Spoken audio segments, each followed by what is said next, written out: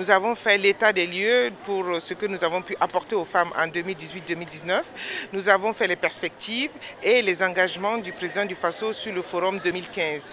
Il est montré que nous avons eu de belles avancées sur tout ce que nous avons fait, mais aujourd'hui les doléances sont, je dirais, mineures parce que ce qu'ils ont demandé, c'est des choses accessibles. C'est parce qu'elles n'ont pas l'information, c'est parce qu'elles ne savent pas comment s'y prendre. Et nous allons travailler à cela.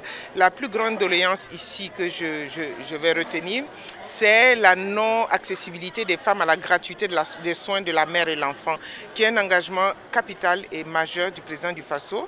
Nous allons remonter l'information acquis de droit au Premier ministre afin qu'il puisse interpeller le ministre en charge de cette question, qui est le ministre de la Santé, pour que nous puissions faire une enquête et voir pourquoi la gratuité des soins de la mère et l'enfant n'est pas effective ici. Donc nous voulons rassurer toutes les femmes que cette mesure est une mesure salutaire pour toutes et c'est un engagement du président du FASO et toutes les femmes devraient en bénéficier.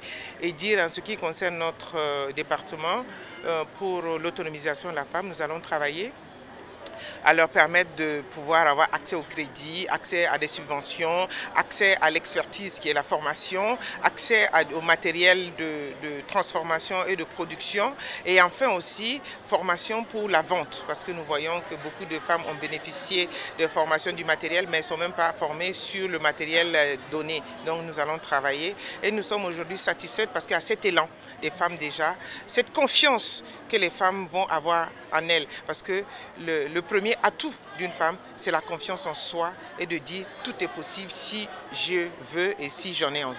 Et la satisfaction, c'est quand vous voyez, quand les femmes vous écoutent, il n'y a même pas une mouche, on entend voler. Donc ça veut dire qu'elles étaient très captives, elles étaient très captivées par ce que je disais et surtout on sentait une harmonie, une symbiose avec moi, on répondait et tout. C'est ce que je dis, le One Woman Show, ça marchait. Et le plus important pour moi aujourd'hui, c'est que les femmes retournent avec quelque chose qu'elles ont gardé de nous, du département de la femme, venus pour leur dire nous sommes là pour vous, vous êtes nos clients et votre satisfaction reste notre premier objectif.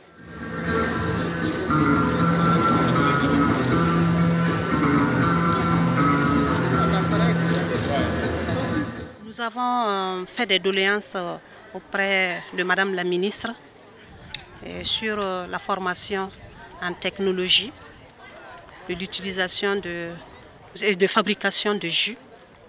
Et en plus, nous avons aussi demandé aussi de l'aide pour que toutes les maisons de la femme soient clôturées et équipées.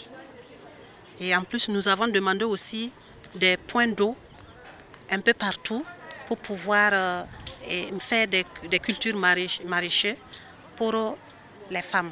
Nous avons demandé une subvention pour les CNIB au profit des femmes.